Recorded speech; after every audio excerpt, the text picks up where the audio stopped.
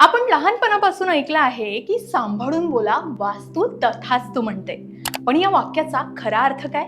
आपल्या संस्कृतीत असं मानलं जातं की विशिष्ट वेळी किंवा विशिष्ट परिस्थितीत आपल्या आसपासची ऊर्जा, ब्रह्मांड किंवा अगदी वास्तूत वास करणाऱ्या अदृश्य शक्ती सुद्धा आपल्याला प्रत्येक शब्दावर तथास्तु अर्थात तसंच हो असं म्हणतात. म्हणजेच तुम्ही जे काही बोलाल तेच तुमच्या आयुष्यात घडतं. हे फक्त जुनी समजूत नाही, तर यामागे आध्यात्मिक आणि काही प्रमाणात वैज्ञानिक आधारही आहे.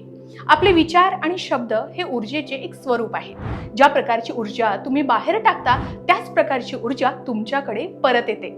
आपण जे बोलतो ते आपले विचार, भावना आणि आपल्या इच्छा व्यक्त करतात.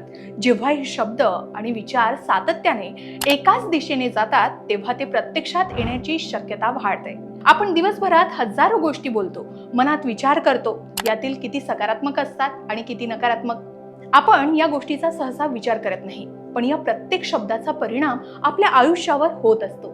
आता ही केवळ अंधश्रद्धा नाही बरं का. विज्ञानात याला लॉ ऑफ अट्रॅक्शन म्हणजे आकर्षणाचा नियम किंवा पॉझिटिव्ह अफर्मेशन म्हणजे सकारात्मक दृढीकरण असं म्हणतात. तुम्ही ज्या गोष्टीवर जास्त लक्ष केंद्रित करता, ज्या गोष्टीची कल्पना करता आणि ज्याबद्दल सतत बोलता, त्या गोष्टी तुमच्या आयुष्यात येण्याची शक्यता वाढते. तुमचे सबकॉन्शियस माइंड म्हणजे अवचेतन मन तुम्ही जे बोलता तेच खरं मानते आणि त्यानुसार कृती करायला प्रवृत्त करते.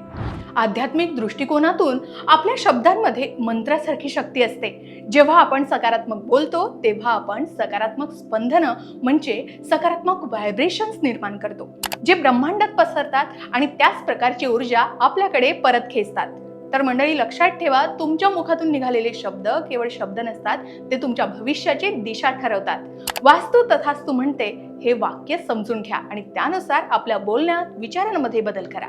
सकारात्मक बोला आणि सकारात्मक विचार करा. याबद्दल तुम्हाला ही माहिती होती का? कमेंट करून नक्की सांगा.